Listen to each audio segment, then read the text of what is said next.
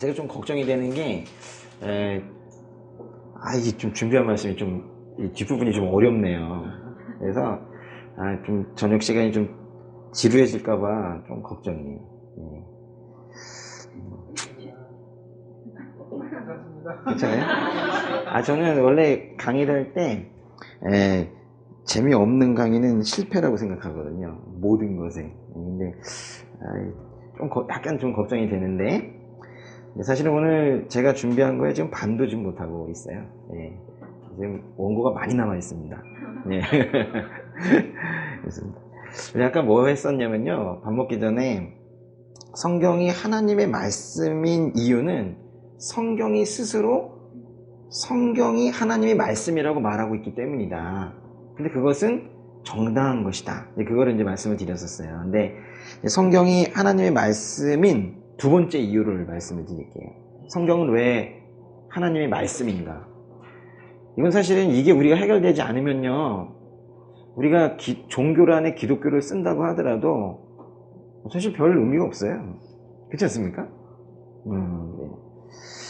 성경이 하나님의 말씀이다. 이게 우리가 납득되어져야 돼요. 이게 사실 이게 우리의 생명줄 같은 건데, 이게 안 되면 사실 뭐 오늘 1박 2일 그냥 놀러 왔다 가는 거지 별 의미 없을 수 있어요. 그래서 제가 지루하게 하든 제가 부족하든 상관없이 성령께서 도우셔서 알려주셨으면 좋겠어요. 일단 두 번째 이유를 말씀을 드릴게요. 아주 간단해요. 우리가 성경을 읽을 때, 뭐 할 때요? 읽을 때, 성경을 읽을 때, 이게 중요한 말인데, 우리가 성경을 읽을 때 성경이 하나님의 말씀이라는 것을 확신하게 된다. 이게 이유예요. 우리가 성경을 읽을 때 성경이 하나님의 말씀이라는 것을 확신하게 되기 때문에 성경이 하나님의 말씀이라는 거예요. 제가 뭐 여기서 논리적인 거 말하고 싶은 게 아니라 경험적인 것을 우리는 좀 보자는 건데요. 그러니까 성경이 하나님의 말씀이라고 누가 이제 주장을 해요. 근데 그 주장을 한다고 하더라도 그 주장이 사실이라고 우리가 확신을 하는 건 또 별개의 문제예요. 그러니까 사람들이 아무리 성경이 하나님의 말씀이라고 주장을 하더라도 그 주장이 만약에 사실이라고 우리가 확신을 하지 못한다면, 누가 성경이 하나님의 말씀이야, 하나님의 말씀이야 이렇게 주장을 해도 저거 맞아 라고 우리가 확신하지 못한다면, 앞에서 성경이 하나님의 말씀이야, 하나님의 말씀이야 라고 말하는 그 사람은 맹목적 신도의 어떤 외침? 이 정도밖에 되지 않겠지요. 그러나 이제 성경이 하나님의 말씀이라는 것은 저는 확실하게 말씀드릴 수 있는 이유가, 성경은요, 읽으면 읽을수록 그게 하나님의 말씀이라는 확신이 커져요. 뭐 할수록이요? 근데 이게 제일 중요하거든요. 성경은 읽으면 읽을수록 하나님의 말씀이라고 생각이 된다니까요. 성경의 말씀들이 하나님의 말씀이라는 사실에 대한 궁극적인 이런 확신, 정말 하나님의 말씀이구나 라는 그런 확신은 사실 이 성령께서 하시는 거거든요. 그러니까 우리가 머릿속으로 해가지고 죄인의 머리로 이게 믿어질까요? 절대 안 된다는 거예요. 그러니까 우리가 잘 믿지 못하는 거 보고 뭐라 할 수 없어요. 죄인이 복음을 믿을 수 없어요.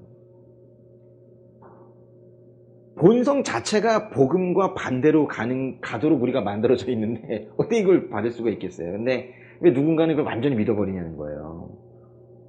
아니, 믿은 사례가 없으면 또 말도 안 해. 근데 누군가는 왜 완전히 믿냐는 거예요.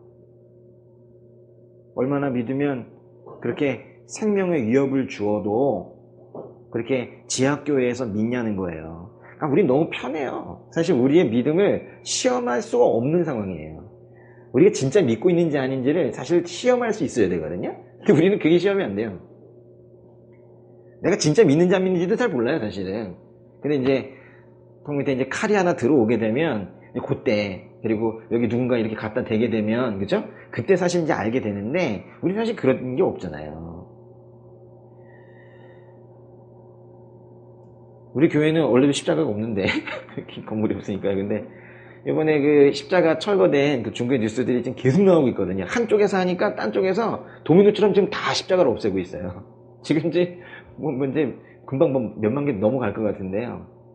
그럴 때 그 비통함의 수준이 어느 정도인지 사실 우리는 모르잖아요. 그죠? 그러면서 이제 핍박 속에서 목숨을 내걸고 믿는 것이 무엇인지 잘 모르기 때문에 내가 믿는지 안 믿는지 잘 모르는데, 성경이 하나님의 말씀이라는 것을 믿는 것만으로 죽을 수 있다. 근데도 왜 믿냐는 거예요. 그리고 이미 많이 죽었고요. 지금 21세기 들어서 가장 많은 순교자들이 지금 나오고 있거든요. 오로지 성경의 말씀을 믿는다는 이유로 지금 다들 죽어가고 있어요. 그러니까 우리가 좀 이렇게 있는데 참 말할 게 없는 거예요.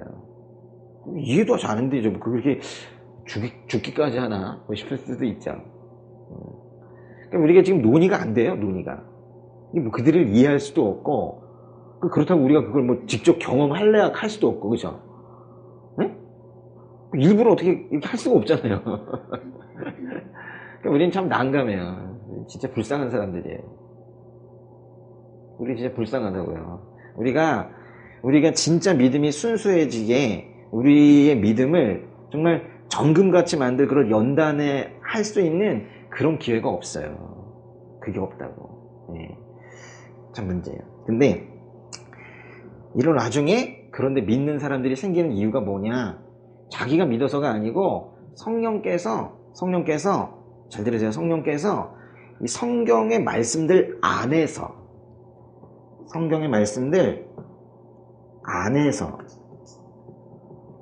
그리고 그 말씀들을 통해서 우리에게 말씀하세요.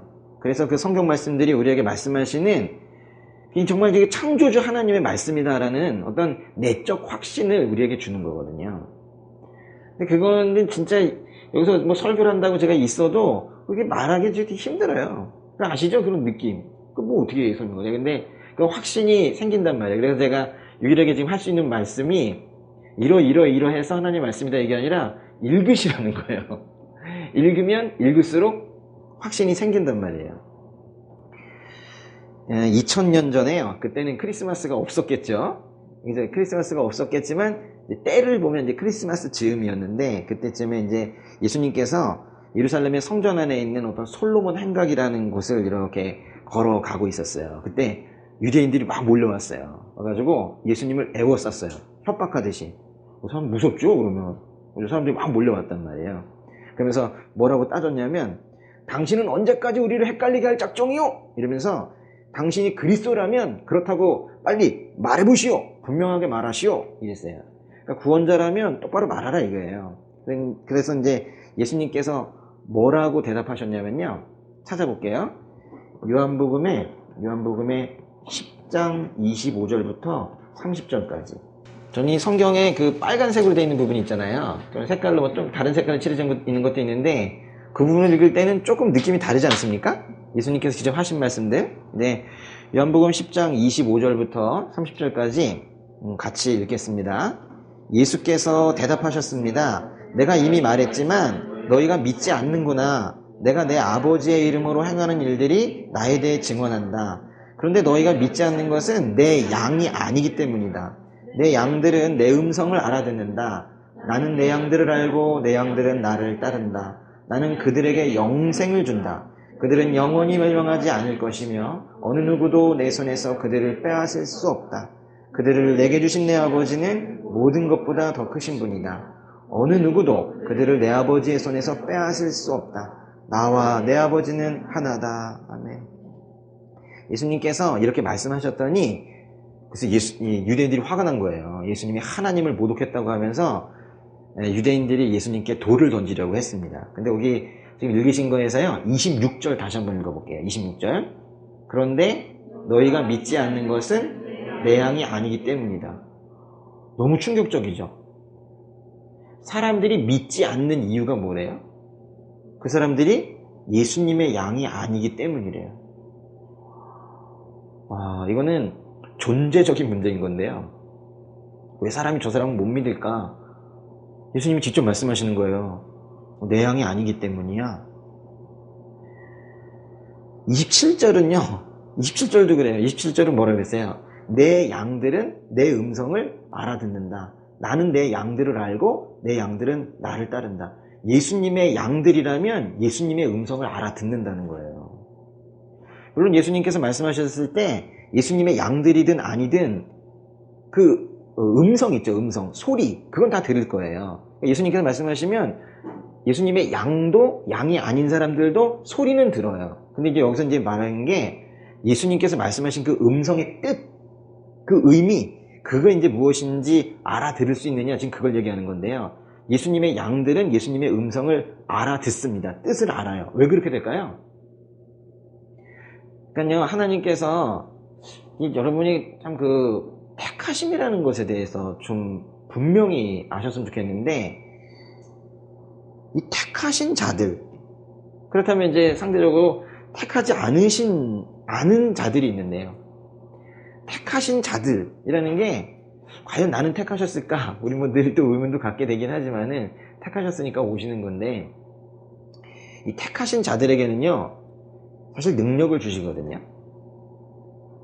하늘을 날고 광선을 쏘는 능력이 아니라 사실은 이 음성을 들을 수 있는 청력을 주세요. 그래서 조금씩 듣기 시작을 하는 건데, 이 문제가 뭐냐면 이게 성장 단계가 있어요. 이게 처음에는 잘 못 들어요. 그러다가 점점 잘 듣게 되거든요. 근데 이제 점점 잘 들으려면 어떻게 해야 되냐면 처음에 듣기 시작을 해야 돼요. 그래가지고 귀가 조금씩 열리면 그 다음에 더 잘 들리거든요. 근데 처음에 잘 안 들린다고 그냥 했다가 닫아버리게 되면 완전히 못 들어요. 평생. 그게 안타까운 거예요.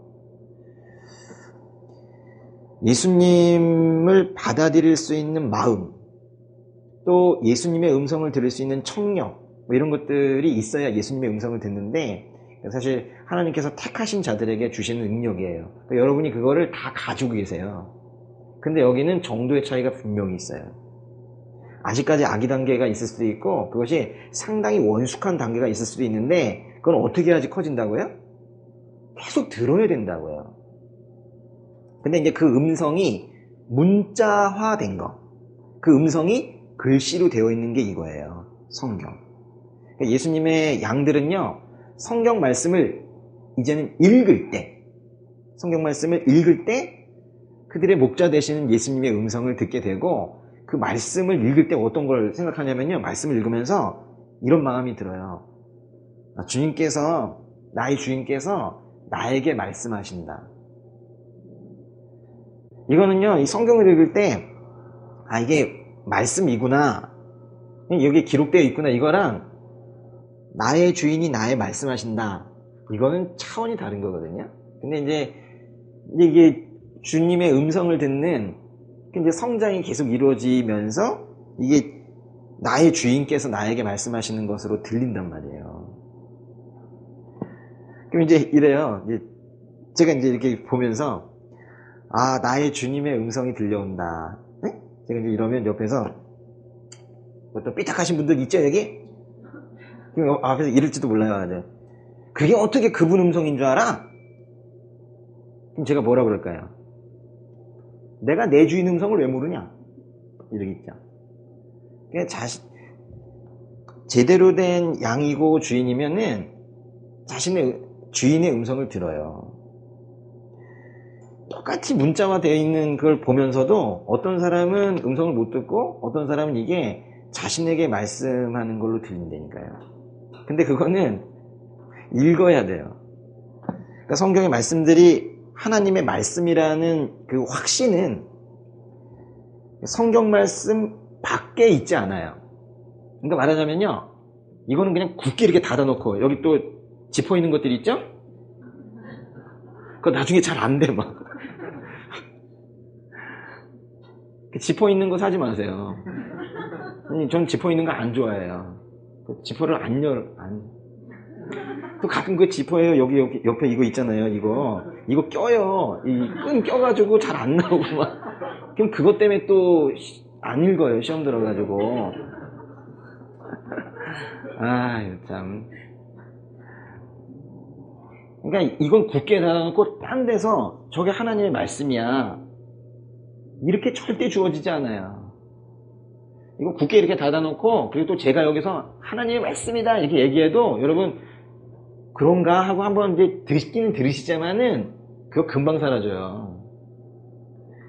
제가 여기서 백날을 떠들어도 그거는 제가 안내만 해드리는 거지 확신을 드리지는 못해요. 제가 여기서 설교를 잘하면 이것이 하나님의 말씀이다라는 확신을 드릴 수 있느냐? 솔직히 없어요. 전 지금 오늘 안내를 하는 거예요. 읽어야 된다 이거요. 근데 그게 없으면은 저도 이거 못해요. 제가 설교를 안 하고 목회를 할 수 있느냐? 절대 못해요. 되지가 않아요. 그거 자체가 불가능한 일이에요. 매주 음성을 아주 처절한 마음으로 간절한 마음으로 들으면서 하니까 하는 거지 절대 사람이 할 수 있는 일이 아니고 저랑 똑같아요. 여러분 다 똑같이 믿음 생활이든 그저 목회이든 똑같은 거잖아요. 그러니까 확신을 추가적으로 누가 주지 못해요. 제3자가 저건 진짜야 라고 절대 말을 못해요. 안 돼요. 성경을 덮어놓고 펼치지도 않았는데 주의 음성이 들려와요. 하늘에서 그 성경은 진정 나의 말씀이니라. 이렇게 해서 확신이 생기는 건 없다는 거예요. 그러니까 이건 펼치지 않으면 아무것도 아니에요. 사람들이 성경을 뭐 할 때? 읽을 때.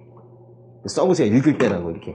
읽을 때, 응? 읽을 때, 응? 읽을 때, 그 성경 말씀 안에서, 여기 썼네요. 안에서, 응? 성경 말씀 안에서, 읽을 때, 성경 말씀 안에서 그들에게 말씀하시는 그 창조주 하나님의 음성을 듣는 가운데 이 책이 다른 책들과는 다르다는 걸 알게 돼요. 똑같이 종이고 여기에 뭐 이게 글씨 똑같이 있고 이렇게 돼 있는데 그냥 책이 아니구나라는 걸 알게 된단 말이에요. 그러니까 여기에 목숨 걸고 사는 사람들이 생기는 거예요. 성경 말씀에 목숨 걸고 사는 사람들이 바보라서 그러고 살겠습니까? 세상의 순교자들은 분별력이 없는 사람들이 순교했겠어요? 우리는 정말 겸허한 태도가 필요해요. 왜 그런지. 그러면 정말 믿어지지 않는다고 하더라도 최소한 관심은 가져봐야 되지 않겠어요? 왜 저 사람들은 저러는지? 그렇지 않겠습니까? 관심이 뭐예요? 읽어봐야 될 거 아니에요. 읽어야 됩니다. 성경을 읽어서 그것이 주님의 음성임을 알게 된 사람들은 그 다음에 자연스럽게 믿음으로 넘어가게 돼요. 그게 이제 사실은요, 믿음으로 넘어가는 단계는 거의 동시인데요. 이게 주님의 음성이다 라고 생각하고 읽는 순간 사실 믿어져요.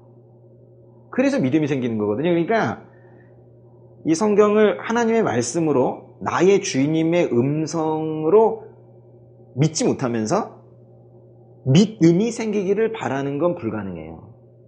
안 돼요. 왜냐면 이게 하나님의 말씀이라는 것을 믿는 것이 믿음이기 때문에. 그러니까 우리가 뭔가 지금 믿음의 여정을 갈 때 뭔가 지금 순서가 좀 잘못되어 있는 거예요.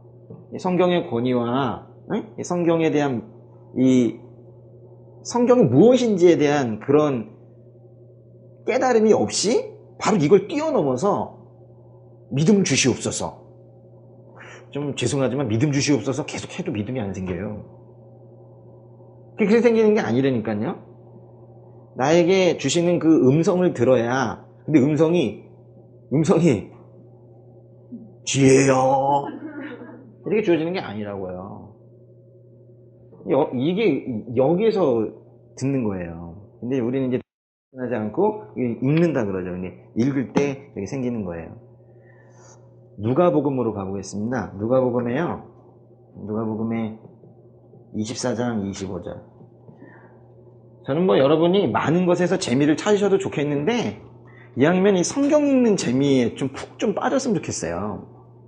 무슨 재미요? 성경 읽는 재미. 이게 진짜 재밌거든요. 예. 누가복음 24장 25절에 같이 읽겠습니다. 예수께서 그들에게 말씀하셨습니다. 어리석고 예언자들이 말한 모든 것을 마음에 더디게 믿는 사람들이요. 여기 보시면요.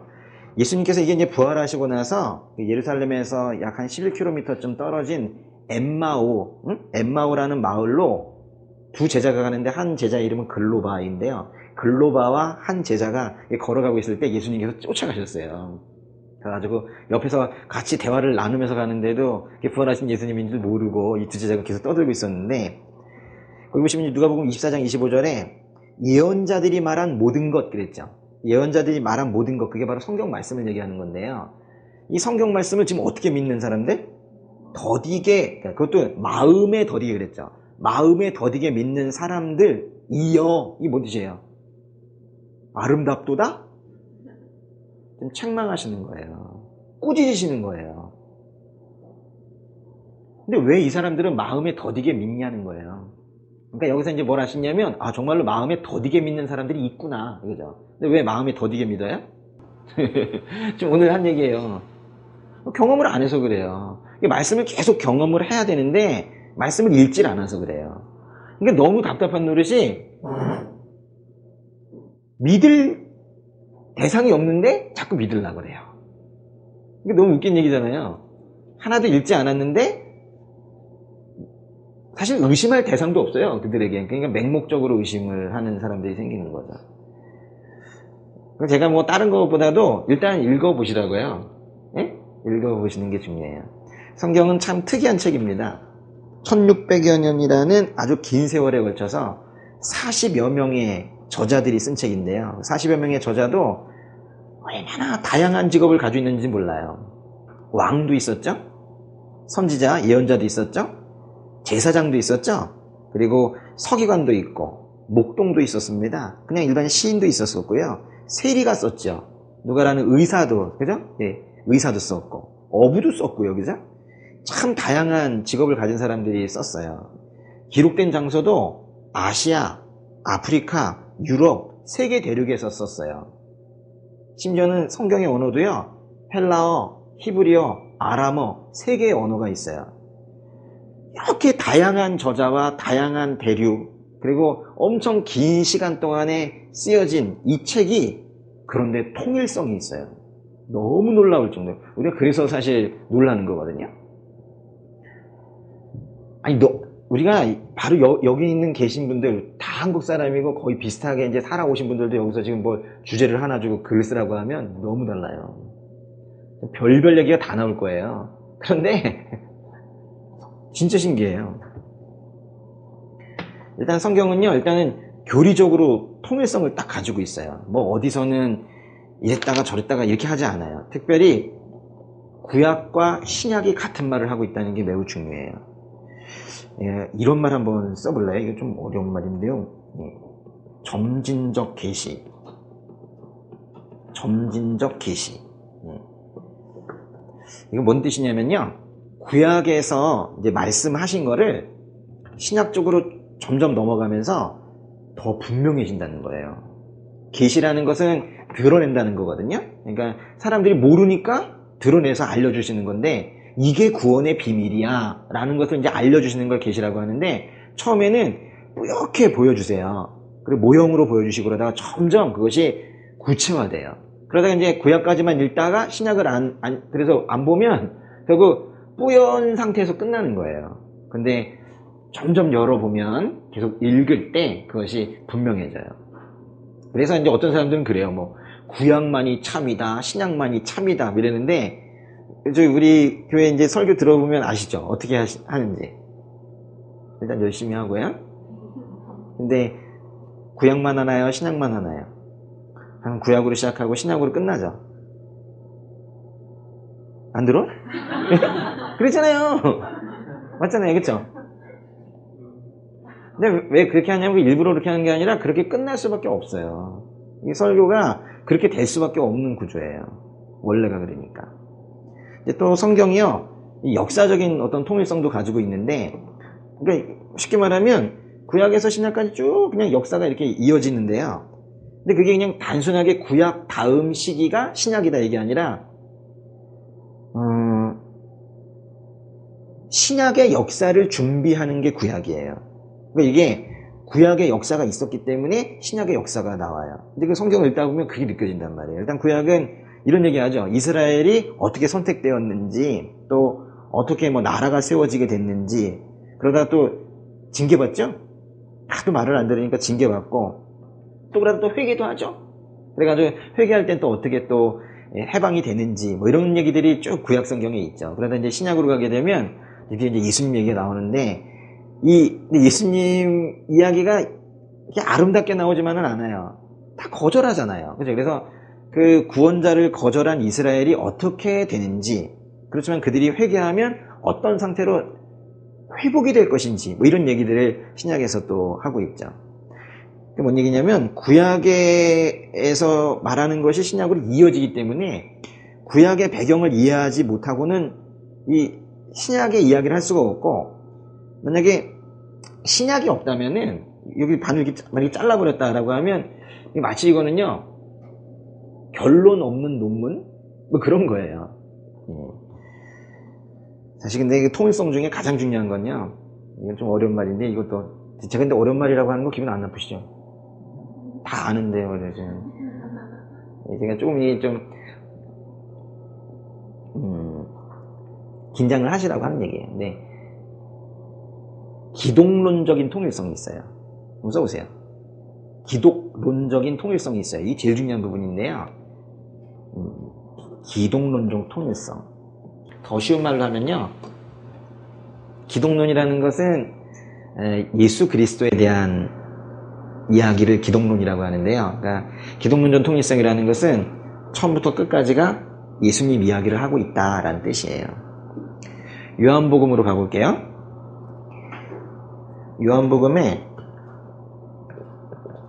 5장 39절로 갈게요. 이것도 상당히 유명한 말씀입니다. 네. 오늘 유명한 말씀들을 많이 봅니다. 잘 적어 놓으시고 나중에 한번 다시 한번 보시는 것도 좋을 것 같아요. 같이 읽어볼까요?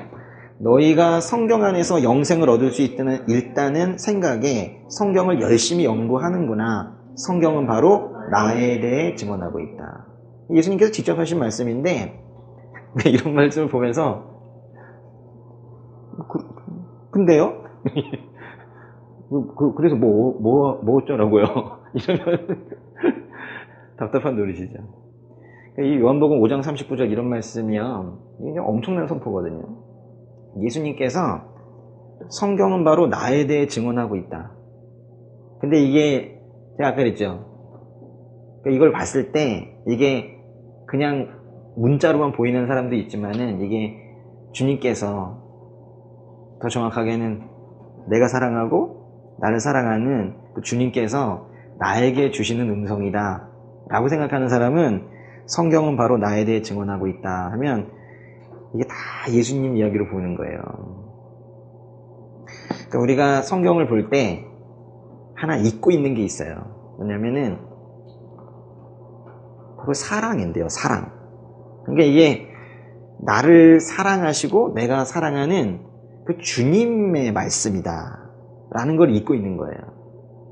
만약에 이게 그렇게 사랑의 언어로 만약에 우리가 인식이 된다면, 사랑의 언어로 생각한다면, 사랑하는 사람이 말해주는 거를 귀담아 듣는 것처럼 사실 한 절 한 절 그냥 보내긴 좀 쉽지 않죠. 특히 5장 39절 이런 것들은 얼마나 큰 말씀이에요. 근데 이런 것들을 갖다가 5장 39절을 마음에 담기도 전에 40절을 읽고 있는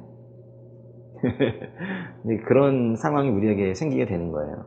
전 여러분이요, 성경을 이제 많이 읽었으면 좋겠습니다. 근데 오해하시면 안 되는 게, 빨리 읽고 또 읽고 빨리 읽고 또 읽고 그래가지고 뭐 10회독 이런 거 하시라는 거 아니에요. 그렇게 안 해도 돼요. 제가 말씀드리는 건, 이거 평생 한 번을 읽어도 상관은 없는데, 응? 상관없어요. 속도는 별로 중요하지 않아요. 빨리빨리 읽어봤자 도움 하나도 안 돼요. 제가 예전에 하루에 로마서를 한 번씩 읽었었어요.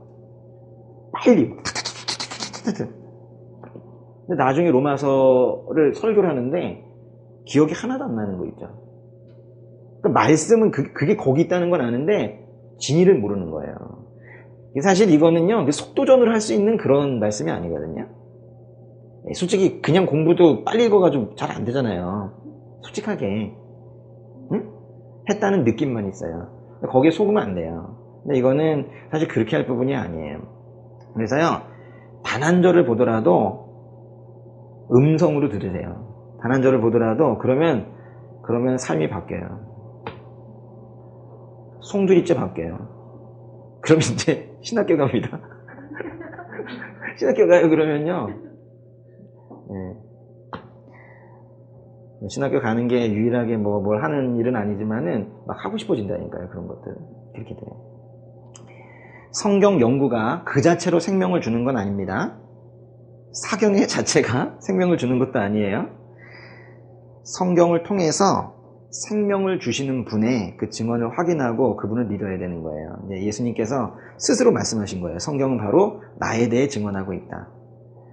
그렇기 때문에 잘 들으세요. 예수님을 믿지 않는 사람들은요, 구약을 이해하지 못해요.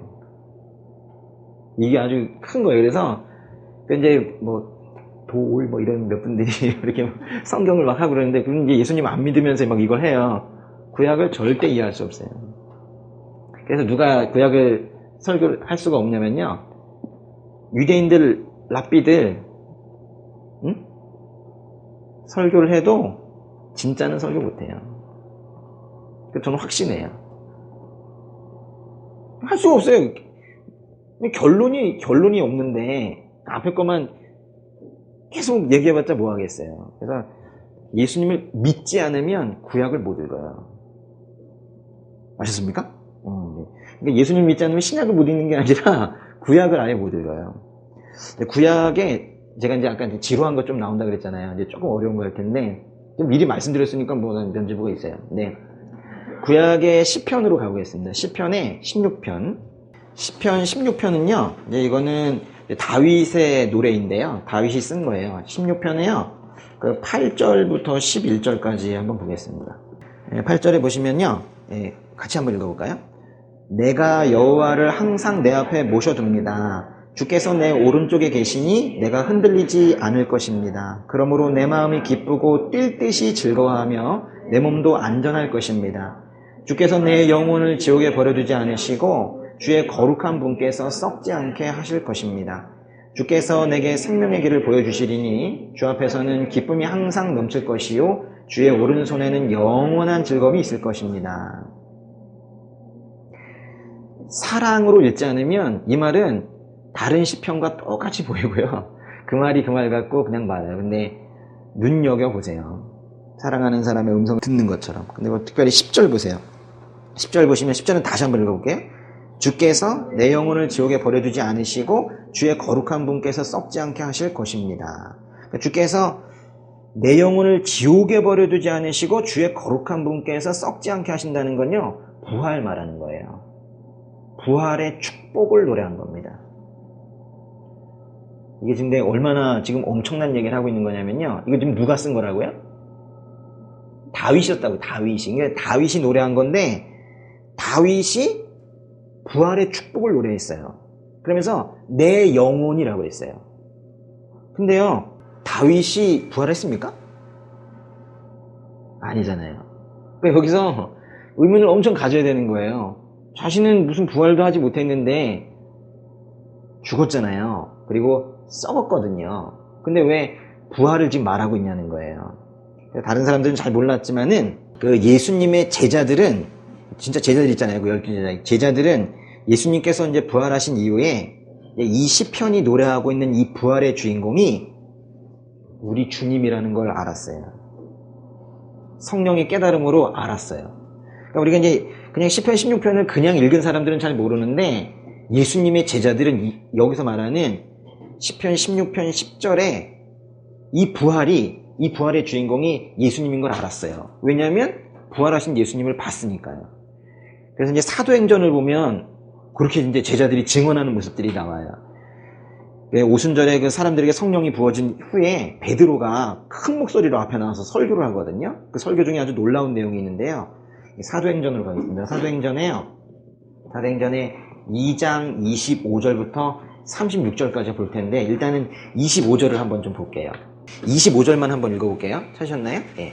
다윗이 그분에 대해 말했습니다. 내가 내 앞에 계신 줄을 항상 뵙습니다. 주께서 내 오른편에 계심으로 내가 흔들리지 않습니다. 지금 인용을 하고 있는 게 바로 시편 16편 조금 전에 읽었던 그 말씀을 지금 인용을 하고 있는데요. 그 25절 읽었잖아요. 그 앞에 24절을 보면은 하나님께서 죽음의 고통에서 풀어 그분을 살리셨다고 했기 때문에 우리는 25절에 그분도 같은 그분인 걸 알 수 있는데 그분이 누구예요? 예수님이에요. 그래서 지금 다윗이 예수님에 대해서 지금 말했다는 거예요. 다윗이 시편 16절 8절부터 그 아래까지 다음까지 내가 내 앞에 계신 줄을 항상 뵙습니다라고 고백을 했는데 이게 실제로 다윗이 예수님을 노래하고 있다는 거예요. 거기서 특별히 시편에서 내가 내 앞에 계신 줄을 항상 뵙습니다 라고 고백했다는 건 좀 다른 말로 한다면 다윗이 그러면 눈앞에서 예수님 봤다는 얘기 아니에요? 지금 그런 얘기를 하고 있는 거예요. 지금 우리가 엄청난 지금 얘기를 보고 있는 건데 26절부터 28절까지도 읽어볼게요. 그러므로 내 마음이 기쁘고 내 입술은 즐거워했으며 내 육체도 소망 속에 살 것입니다. 이는 주께서 내 영혼을 지옥에 버리지 않으시며 주의 거룩하신 분을 썩지 않게 하실 것이기 때문입니다. 주께서 내게 생명의 길을 알려주셨으니 주 앞에서 내게 기쁨을 가득 채워주실 것입니다. 베드로가 시편 16편의 말씀을 다시 인용을 하는 거예요. 그리고 이제 설교가 계속 되는데요. 29절 읽겠습니다. 형제들이여 나는 여러분에게 조상 다윗에 대해 담대히 말할 수 있습니다. 그는 죽어 장사돼 그의 무덤이 오늘까지 우리 가운데 있습니다. 그러니까 다윗이 부활을 노래했는데 지금 베드로가 얘기하기를 우리 다윗은 죽었고 지금 무덤이 있다는 거예요. 부활하지 않았다는 거예요. 근데 부활을 노래했는데 그게 다윗이 자신을 노래한 게 아니라고 얘기하는 거예요. 다윗은 모든 사람의 존경을 받을 만한 그런 위대한 왕이었지만 결국에는 다른 사람과 똑같이 죽었습니다. 30절부터 32절까지도 읽을게요. 다윗은 예언자이기에 하나님께서 그에게 맹세하셔서 그의 몸에서 날 자손을 세워 그의 보좌 위에 앉히시리라는 것을 알고 미리 내다보면서 그리스도의 부활에 대해 그가 지옥의 버림을 당하지 않고 그의 육신이 썩음을 보지 않았다라고 말했습니다. 이 예수를 하나님께서 살리셨습니다. 이 일에 대해 우리 모두가 증인들입니다. 그러니까 다윗은 죽었잖아요. 그리고 그 무덤이 지금 아직까지 있기 때문에 시편 16편 8절부터 11절까지의 그 말씀은 다윗이 노래를 했지만 다윗이 자신을 가리켜 한 말이 아니라는 거예요. 다윗은 죽어서 장사가 되었고 그의 몸은 분명히 썩었다는 거예요. 다윗은 당시에 그 노래를 할 때 분명히 성령의 감동을 받았을 거예요. 저자들이 하나님의 감동으로 썼다고 했으니까요. 하나님의 감동을 받아서 장차 오실 예수 그리스도에 대해 예언하고 있는 거예요. 지금 제가 그렇게 해석을 한 게 아니라 지금 어디 나오는 거예요? 사도행전에 베드로의 설교를 통해서 지금 성경이 말하고 있는 거예요. 다윗이요, 아까 그 눈앞에서 예수 그리스도를 봤다 이렇게도 말씀을 드렸는데 사실은 장차 있을 예수 그리스도의 부활까지 지금 보고 있는 거예요. 계속 한번 읽어보겠습니다. 33절부터 36절까지. 하나님께서는 이 예수를 높이 올리셔서 그분의 오른편에 앉히셨습니다. 높임 받으신 예수께서는 아버지께서 약속하신 성령을 받아 우리에게 부어주셨는데 지금 여러분이 보고 듣는 것이 바로 이것입니다. 다윗은 하늘에 올라가지 못했으나 이렇게 말했습니다. 주께서 내 주께 말씀하시기를 내가 네 원수를 네 발 아래 굴복시키기까지 너는 내 오른편에 앉아 있어라 하셨습니다. 그러므로 이스라엘 모든 집은 확실하게 알아두십시오. 여러분들이 십자가에 못 박은 이 예수를 하나님께서 주와 그리스도가 되게 하셨습니다. 35절 보시면은 주께서 내 주께 말씀하시기를, 이 진짜 어려운 말이거든요. 주께서 내 주께 말씀하시기를. 주가 두 번 나왔잖아요. 그러니까 앞에 있는 주나 뒤에 있는 주나 단어는 같은 건데 문맥상 이런 거예요. 앞에 있는 주는 하나님, 성부 하나님, 내 주께, 뒤에 주는 성자 예수님이에요. 그러니까 하나님께서 예수님께서 말씀하시기를, 사실 그런 뜻이거든요. 그러니까 다윗이 볼 때 예수님은 어떤 분으로 보일까요? 하나님께서 모든 예언자를 통해서 다윗의 후손에서 그리스도가 오실 것이다 했기 때문에 육적으로 보면 자신의 후손이잖아요. 그런데 존재론적으로 볼 때 다윗보다 먼저 있으신 분이라는 걸 다윗이 알고 있는 거예요. 그래서 영원부터 계신 하나님이시기 때문에 성부 하나님과 동일하게 주라고 지금 부르고 있는 거예요. 여러분 그 35절에 주께서 내 주께 말씀하시기를, 이것이 이상해 보이지 않습니까? 이 성경에 이런 말씀에 큰 비밀이 들어가 있는 거예요.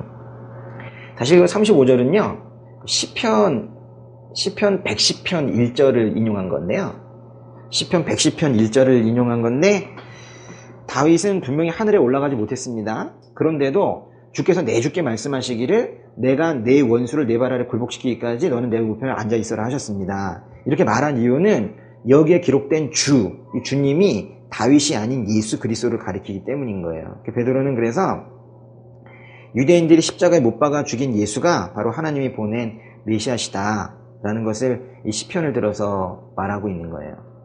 처음엔 몰랐어요, 베드로가. 우리가 모르는 것처럼. 근데 베드로가 부활하신 예수님을 보고 나서 크게 회심한 이후에 구약의 말씀에 있는 그분이 예수 그리스도라는 것을 깨닫게 된 거예요. 그래서 어떻게 말했대요? 담대하게 말했다라고 한 거예요. 예수님께서 부활하신 후에야 제대로 회심한 제자들이 사람들에게 전파한 건 두 가지였었는데요. 하나님께서 예수님을 살리셨다라는 메시지 하나랑, 또 하나는 구약 성경에서 하나님께서 말씀하신 그 구원자가 바로 예수님이다라는 이 두 가지 메시지를 전파했는데, 그 전파를 할 때 그 앞에 모인 사람들, 그거를 교회라고 한 거예요. 그게 지금까지 온 거예요. 근데 우리가 그 믿음을 버린다면 우리는 사실 모일 이유는 없는 거거든요. 두 가지가 뭐였다고요? 하나님께서 예수님을 살리셨다, 부활. 또 하나는 구약 성경에서 하나님께서 말씀하신 그 구원자가 바로 예수 그리스도이시다.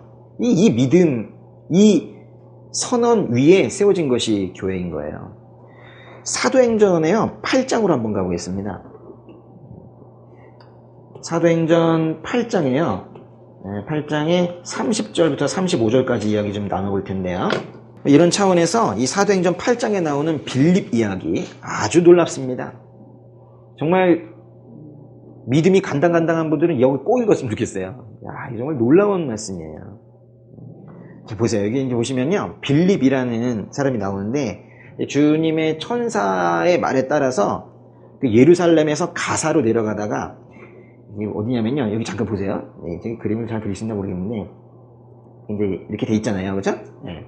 밑에가 이 사해 쪽이고 위에가 갈릴리인데, 여러분 지금 이 지중해 이쪽에 있는 지역이 뭔지 아십니까? 여기 가자지구. 가자지구가 성경에 나오는 가사예요, 가사. 근데 이제 보시면 이 빌립이요, 이쪽에서 이쪽으로 이제 가게 된 거예요. 별로 가고 싶어 하지 않았어요. 근데 주의 천사가 가사로 가라 그래가지고 이제 가다가 뭐 어디쯤인지 모르겠지만 이쯤 될 텐데요, 에티오피아 내시를 만난 거예요. 그 에티오피아 내시는 말 그대로 이 에티오피아의 그 재정을 담당하고 있던 관리였었는데요, 예루살렘에 와가지고 기도하고 예배드리고 가는 길이었어요. 근데 거기서 만나게 된 거예요. 근데요, 그 에티오피아 내시가, 그러니까 말하자면 고위 관료 정도 되는 건데, 그 사람이 마차에 앉아가지고 책을 읽고 있는데, 그 읽고 있던 책이 이사야서였었거든요.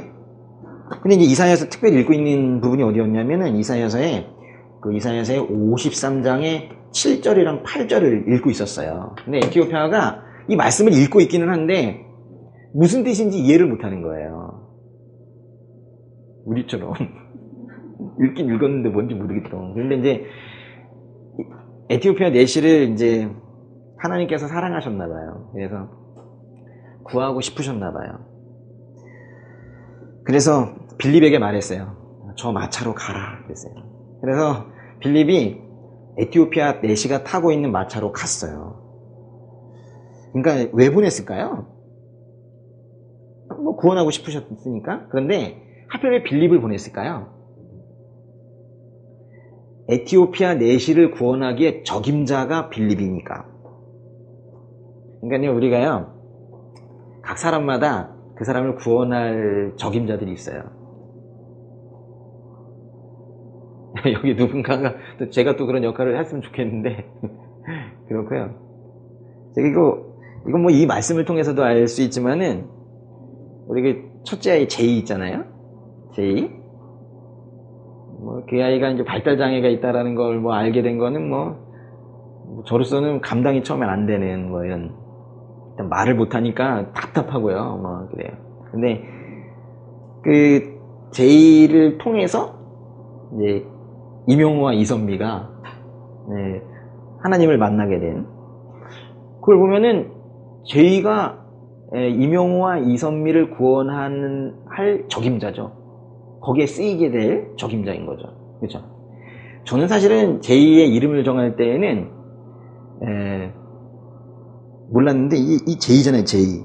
응? 그때 몰랐는데 정말 이게 좀 왜 제이라고 그랬냐면 제자 돌림이어가지고 그렇게 했는데, 근데 제자에 예쁜 이름이 하나도 없는 거예요. 그래가지고 제가 이제 제이 이렇게 한 건데, 모르겠어요. 그때 하나님이 하셨는지는 잘 모르겠습니다. 근데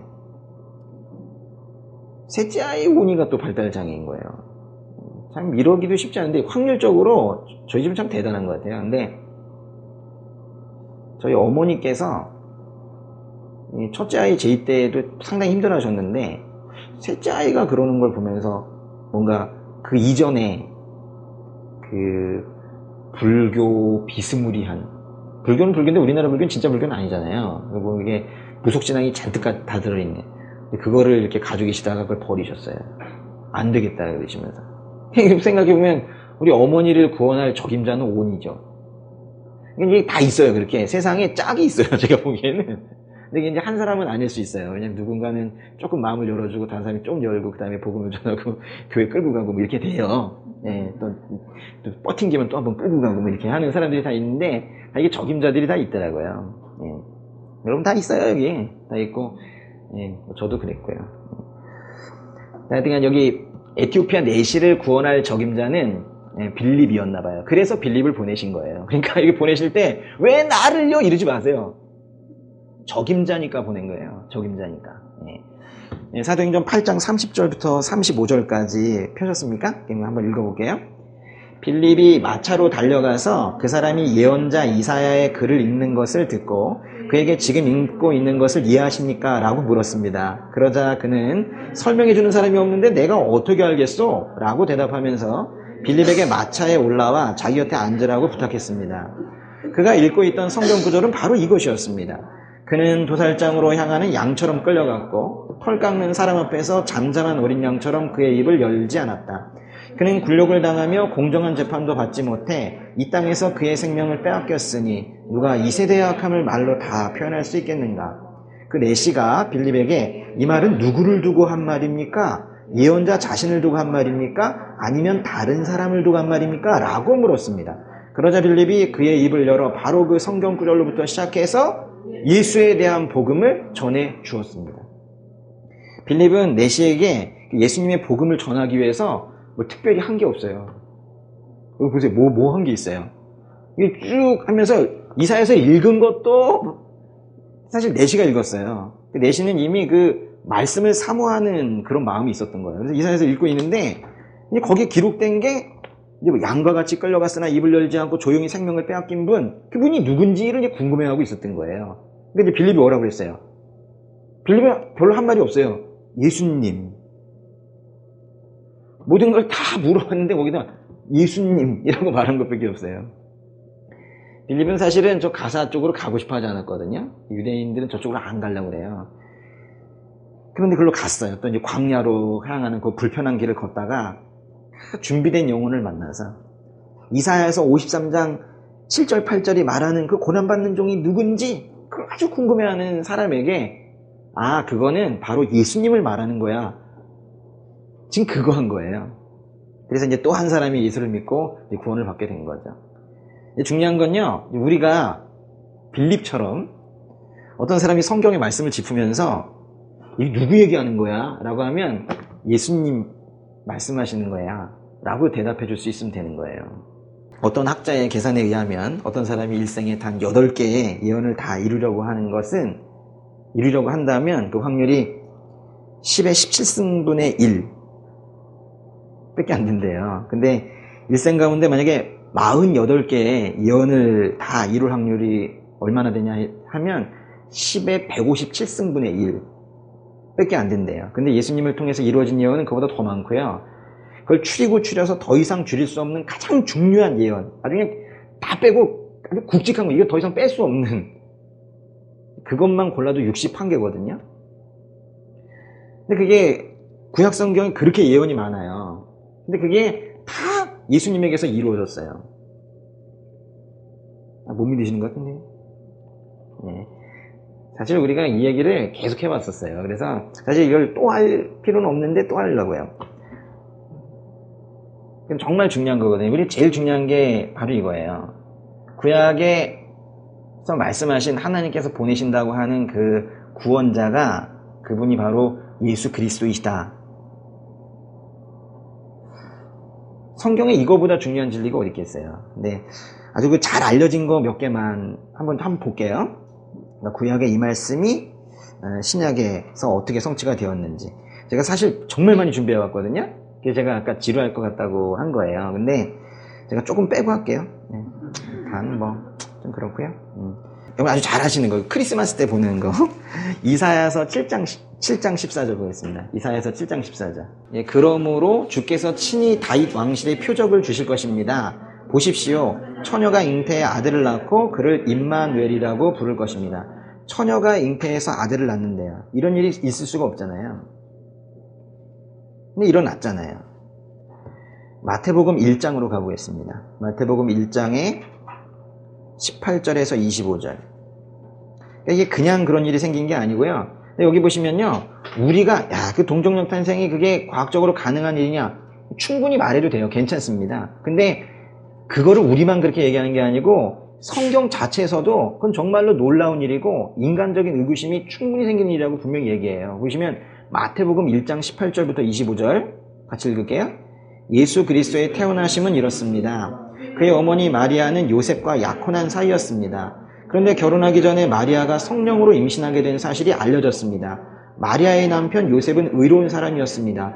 그는 마리아가 사람들 앞에 수치를 당하게 될까봐 남모르게 파혼하려 했습니다. 보세요. 파혼하려 했다잖아요. 20절에 요셉이 이런 생각을 할 때에 주의 천사가 꿈에 나타나 말했습니다. 다윗의 자손 요셉아, 두려워하지 말고 마리아를 내 아내로 맞아라. 마리아가 가진 아기는 성령으로 임신된 것이다. 마리아가 아들을 낳을 것이니 그 이름을 예수라 하여라. 예수가 그의 백성을 그들의 죄로부터 구원할 것이다. 이 모든 일이 일어나게 된 것은 주께서 예언자를 통해 말씀하신 것을 성취하기 위함이었습니다. 처녀가 잉태해 아들을 낳을 것이요 그를 임마누엘이라 부를 것이다. 임마누엘이란 하나님께서 우리와 함께 하신다는 뜻입니다. 잠에서 깨어난 요셉은 주의 천사가 명령한 대로 마리아를 아내로 맞아들였습니다. 그러나 요셉은 아들을 낳을 때까지 마리아와 잠자리를 같이 하지 않았습니다. 마리아가 아들을 낳자 요셉은 그 이름을 예수라고 지었습니다. 그러니까 이게요, 왜 이런 일이 생기는가? 만약 이런 일이 허다한 일이었다면 이런 표적은 주지 않으셨겠죠. 그런 생각 안 해보셨습니까? 일반적인 출산처럼 그 모든 일이 있다면 그게 무슨 표시가 되겠어요? 어떻게 이런 일이 생길 수 있냐? 그래서 이런 표적을 주신 거라고요. 근데 그것이 갑자기 일어난 것이 아니라 이게 구약의 예언이 성취된 거라는 거예요. 또 하나만 더 볼게요. 시편으로 한번 가보세요. 시편에 2편 7절. 이상하게 시편은 몇 편 이렇게 읽죠? 그렇죠? 시편 2편 7절. 내가 이제 여호와의 율례를 선포하리라. 그분께서 내게 말씀하셨다. 너는 내 아들이다. 내가 오늘 너를 낳았노라. 여기 보시면 시편 2편 7절에서요. 우리가 좀 꼭 기억하셔야 되는 것은 너는 내 아들이다. 이런 말씀을 하셨어요. 또 뭘 보시냐면 이사야서 가보세요. 이사야서 11장 1절에서 2절 보시면요. 읽어볼까요? 이새의 줄기에서 한 싹이 나오고 그의 뿌리에서 가지가 돋아나 열매를 맺을 것이다. 그리고 여호와의 영이 그에게 머물 것이다. 곧 지혜와 통찰의 영, 모략과 용기의 영, 지식과 여호와를 경외하는 영이 그에게 머물 것이다. 거기 일단은요 1절에 이새의 줄기라는 말이 나왔는데요. 이새가 누구게요? 다윗의 아버지예요. 그러니까 다윗 가문에서 메시아가 나올 거라는 말씀인데요. 그 2절에 보시면은 영이 많아요. 여호와의 영, 지혜와 통찰의 영, 모략과 용기의 영, 지식과 여호와를 경외하는 영이 그에게 머물 거래요. 이새의 줄기에서 한 싹이 나올 텐데 이새 다윗 건너서 저 후손에서 한 분이 오실 텐데 그에게 영이 머물 거래요. 그래서 그 이사야서 11장 1절부터 2절에서는 우리가 꼭 기억해야 되는 게 이 오실 분은 분명히 성령을 받으실 거예요. 성령의 어떤 기름 부음을 받는 그런 메시아일 것이다 라는 거예요. 그래서 이분이 오실 땐 분명히 성령을 받는 장면이 나와야 되는 거예요. 그 다음에 이사야서 42장으로 가보세요. 42장 1절. 내가 붙잡아 세운 내 종을 보라. 내가 뽑았고 내가 기뻐하는 내 종을 보라. 내가 내 영을 그에게 불어넣었으니 그가 민족들에게 공의를 가져다 줄 것이다. 여기 지금 두 가지 내용이 나오고 있는데요. 내가 기뻐한다 라는 거예요. 이 메시아에 대한 내용인데요. 하나님께서 기뻐하시는 메시아래요. 그리고 여기서도 역시나 영을 부어주신대요. 여기도 이제 성령의 기름 부음이 있다는 건데요. 근데 이 시편의 이 말씀과 이사야서 11장과 42장의 이 모든 말씀이 한 장면에서 모두 한꺼번에 이루어지는 게 마태복음에 있어요. 요단강에서 세례를 받으시는 장면인데요. 마태복음으로 갑니다. 마태복음에 3장 16절. 여태까지 그 위에서 정리하셨던 거랑 한꺼번에 한번 생각하면서 한번 보세요. 정말 놀랍죠. 마태복음 3장 16절, 17절 읽어볼게요. 예수께서 세례를 받으시고 물속에서 올라오셨습니다. 그때 예수께서는 하늘이 열리고 하나님의 영이 비둘기처럼 자신에게 내려오는 것을 보셨습니다. 그리고 하늘에서 소리가 들려왔습니다. 이는 내가 사랑하는 아들이다. 내가 그를 매우 기뻐한다. 하나님께서 여러 세대에 걸쳐 오랜 시간 예언자들을 통해서 말씀하신 것들이 예수님에게서 심지어 이렇게 한 장면에서도 이렇게 성취되는 것을 또 보여주세요. 이런 것들을 말하기 시작하면요, 며칠을 해야 돼요. 예. 근데 여러분 좀 힘들어 하실 것 같아가지고 그러신가요? 괜찮아요? 예? 아, 그래요? 예, 성령 받으셨다. 그러니까 지금 충만하시네요. 충만하세요. 그럼 하나만 더 볼게요. 그래요. 그러면요, 제가 원래 사실 예레미야서 강의 때 말씀드리려고 했던 건데 제가 아껴놓고 있었던 거거든요. 네, 한번 볼게요. 예레미야서 23장 5절 6절로 가보세요. 사실 예레미야서를 강의하게 되는 이유 중에 하나가 사실 이건데요. 제가 이거를 여기까지 가려고 지금 저희가 19장까지 했거든요. 예레미야서 19장까지. 23장을 가고 싶어서 정말 난리가 난 거예요, 제가. 근데 오늘 해버리네. 그래. 근데 진짜 이거 빨리 가야 되는데, 20장, 21절 빨리 가야 돼요, 그래서. 근데 하여튼, 보세요. 23장 5절과 6절 읽어보겠습니다. 여호와의 말이다, 보라, 그날이 오리니, 그때 내가 다윗에게 의로운 가지를 일으킬 것이다. 그가 왕으로서 지혜롭게 통치하고, 이 땅에서 정의와 의를 실천할 것이다. 그날에 유다가 구원을 얻고 이스라엘이 안전하게 살게 될 것이다. 여호와 우리의 의, 이것이 그가 불릴 이름이다. 그 23장 5절에 보시면요, 다윗에게 의로운 가지를 일으킨대요. 다윗의 후손에서 의로운 가지가 나온대요. 또 6절에 보시면 그분의 이름이 여호와 우리의 의래요. 칭의라는 말 아십니까? 칭의? 사실은 우리는 죄 가운데 태어나가지고 그냥 우리도 모르게 죄를 짓고 그냥 자연스럽게 생각하면 죄된 생각을 하고 하는 이제 그런 존재로 태어나게 됐는데, 그런 우리를 의롭다고 보신다고, 우리가 만든 믿음도 아닌데 예수님을 믿었다고, 그것도 뭐 사실 우리가 한 것도 아닌데도 우리를 의롭다고 간주하시면서 예수의 의를 우리에게 퍼부으셔서 하나님의 의를 우리에게 전가하셔서 그래서 우리를 구원하시는 거거든요. 근데 이제 의로운 가지라고 여기 표현을 했어요. 근데 예레미야서에서는 뭐 이렇게 표현을 하고요. 또 이사야서에서는 이세 줄기에서 뭐 한 싹이 나온다 또 이렇게 표현을 했거든요. 근데 이제 보시면요, 다윗에게 의로운 가지라고 그랬어요. 사람들이 그래서 다윗의 후손에서 어떤 가지 또는 어떤 싹을 그래서 계속 기대하고 있었어요. 분명히 이 성경 말씀대로 다윗의 후손에서 누군가 오실 거라고 했으니까 그 당시엔 누군지 몰랐잖아요. 그래가지고 계속 누군가 오실 거라고 이제 기대를 하고 있었는데, 정말 이 말씀에 근접한 인물도 한 명도 없는 거예요. 논란이 될 만한 사람도 한 명도 나오질 않은 거예요. 근데 더 큰 충격은 뭐냐면, 다윗의 후손에서 누가 나온다고, 심지어는 거기에 영원한 어떤 영원을 책임질 어떤 분이 오신다고 그렇게 여러 군데서, 여기뿐만 아니라 성경에서 계속 다윗의 손에서 이세줄기에서 누가 나오신다고 그랬는데, 그래서 사람들이 계속 지켜보고 있었단 말이에요. 근데 정말 비슷한 사람도 나오지 않은 거예요. 충격적인 건, 그리고 다윗의 가문이 끝나버렸어요. 다윗의 가문이 몰라 그랬어요. 사람들이 엄청 당황을 한 거예요. 그래서 이제 명맥은 있었겠죠. 그렇지만 아주 몰락한 가문이 됐는데, 근데 그 가문에서 예수님이 오신 거예요. 여러분, 요셉, 예수님의 법률적 아버지인데요. 요셉, 다윗의 후손입니다. 근데 마리아도 다윗의 후손이에요. 쭉 올라가면 그 다윗의 그 나단 쪽에서 내려오면 마리아고요. 다윗의 아들 솔로몬 쪽에서 내려오면 또 요셉이고 그래요. 그래서 형제는 다른데 이렇게 오면 다시 또 이게 만나게 돼요. 그래서 이게 당시 다른 생각을 해보려고 해도, 그거는 예수 그리스도 아닌 다른 인물이다라고 얘기하려고 해도, 이 가문 자체가 그냥 뻑적지근 영광스럽게 막 퍼져가고 이랬으면은 이 사람도 후보가 될 수 있고 저 사람도 후보가 될 수 있고, 그런데 그런 게 전혀 없는 거예요. 그러니까 사람들이 확신을 가지는 거거든요. 누가복음의 3장으로 한번 가보세요. 누가복음의 3장 23절. 예수께서 사역을 시작하신 것은 30세였으며 사람들이 생각하는 것처럼 요셉의 아들이셨습니다. 요셉은 엘리의 아들입니다. 거기 사람들이 생각하는 것처럼이라고 하는 거는 그 집에 있으니까 그 아버지겠지라고 생각했지만, 사실 요셉의 피를 받지는 않았다라는 건데요. 그 24절을 보면 엘리는 또 맏닷의 아들이고 맏닷은 레위의 아들이고, 그러면서 점점 이제 그 아버지가 누군지 손주가 누군지를 얘기하고 있어요. 그러다가 31절 가보세요. 3장 31절 읽어볼게요.